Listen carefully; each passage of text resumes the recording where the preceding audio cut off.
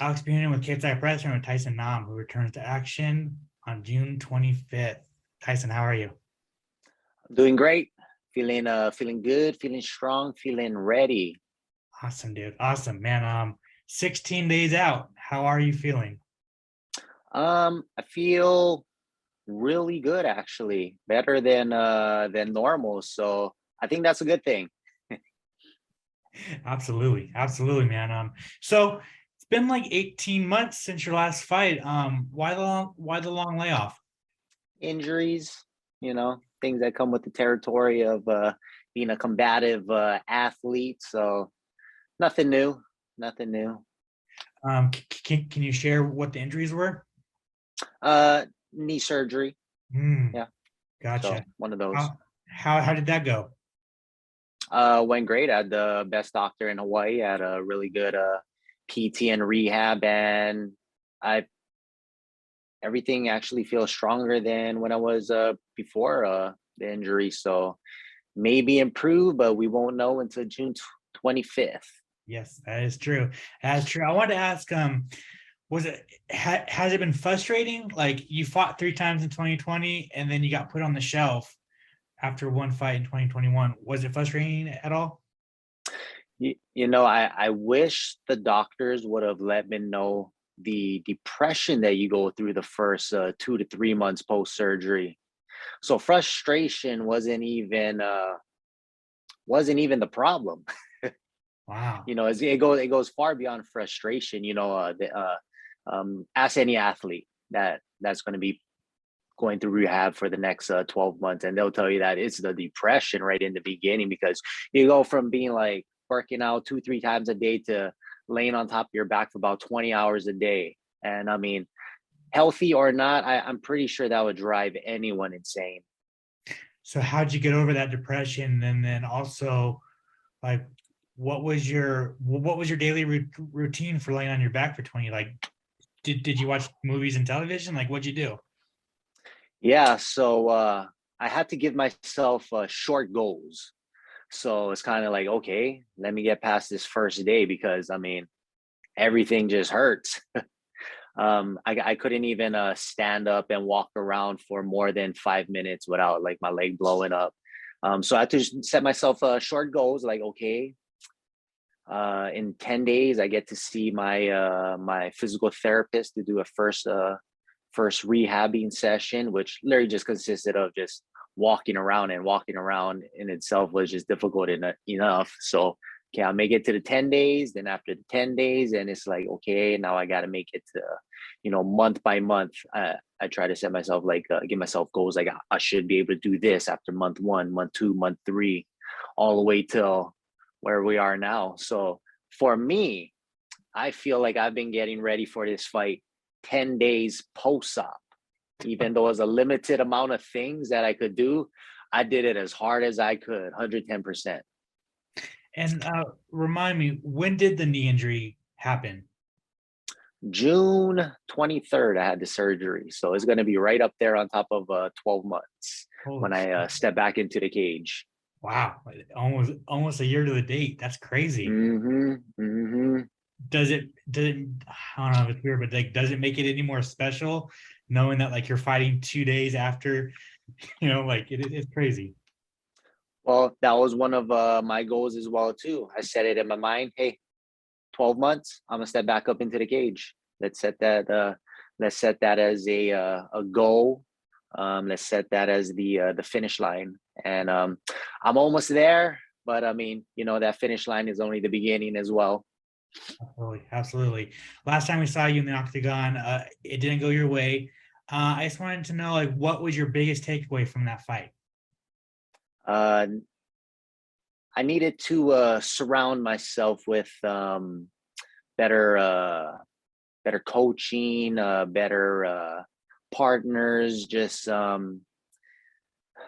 since then, I've switched up everything, literally from the gyms that I train at to the day-to-day partners that I have, as well as just taking a whole different approach to, I guess, the game in itself. And I mean, I started when it wasn't even cool back in 2006. So for an old dog to learn new tricks is something in itself. Absolutely, absolutely, man. What big changes did you make? Did you like completely switch gyms? I did. I now train at Gracie Technics under Ryan Lazares and training with Ivan Flores. So just even going back to just the roots of doing the basics, or even finding a love in the grappling aspect of the game. I can tell you that I got better at this and that, but like I said, we won't know until June 25th. Gotcha. Awesome. Well, it's thank you for sharing that, man. It's awesome. Mhm. So Tagir Ulanbekov, man. You were supposed to fight him last June. It feels like you've been training for this guy for a year. Mm. Are you to the point where it's like, let's just fucking fight and move on? No, not never that mentality. But I mean, I feel like we should have fought when I was fighting over in Russia under Fight Nights Global when he was the champion. So even more than just a year in training. I mean, we go all the way back to when I guess you could have considered me a Russian. That's So right. That's right. the That's time, right. so even better than Fight Nights Global, we get to do it in the UFC. Even better. Yeah, man. So it's been a long time coming. You've known who this guy is. I'm sure he's been on your radar many times. How do you like the matchup? I liked it. I mean, whenever I used to watch him in Russia, like, wow, that guy's really good. He's gonna make it'll be a really exciting fight. His stand up looks good. I mean, his grappling speaks for itself, and I always wanted to test myself against the best. So he is one of the best in the world at this given moment. Did you watch his last fight against Tim Elliott? I did. It was great. I mean, back and forth. I mean, fights like that is what I think really puts the flyweights up on top of the viewing eyes for the fans. It was so exciting. Did you feel like he beat Tim, or you think Tim won that fight?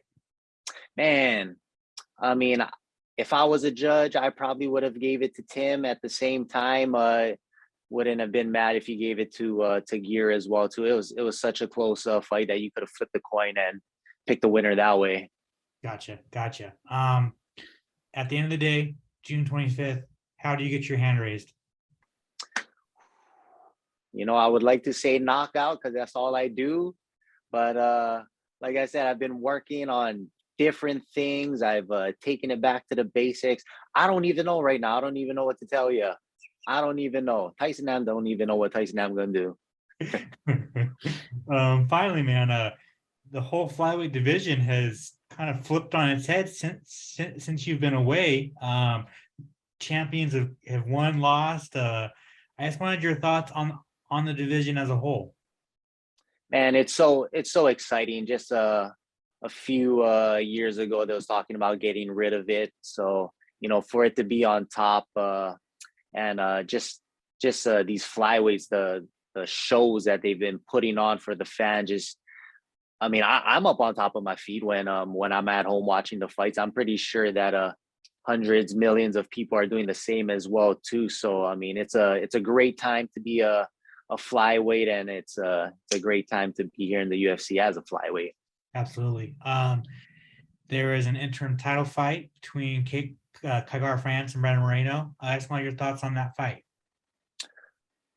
Since I lost to Kai, I would like Kai to win. that's always what your opponent would like to say. I don't know. Moreno's so tough. His boxing is really on point. His grappling, his scrambles are great. I expect nothing but the best from those guys. May the best flyweight win. Awesome. And then the champion, Davidson Figueiredo, kind of made waves. He said that he feels disrespected because an interim title is being made, and he might even move up to bantamweight. Like, what are your thoughts on that? That's kind of an awkward statement and feeling that he has, because it's not like they're taking away his belt. they're just lining him up with his next opponent, just due to he's injured as well too. So there's nothing that he could do about it. So I'm not too sure. I'm a little bit confused of why he's upset at that whole ordeal, because interim belts have been going on for decades, even from other sports as well too. So I'm a little bit confused because he's still the champ. He gets to fight whoever, he gets to watch his next opponent fight, and I mean he still gets his championship pay and gets to unify the belts his next time around. So I'm a little bit confused at that, at his emotions on top of that. You and me both. You and me both. You and me both, man. Awesome. Well, I just want to say thank you so much for your time, Tyson. I really appreciate it. If you want to plug your social media, plug any sponsors you got, you want to thank anybody, the floor is yours. Check me out on Instagram. I think it's Namino11.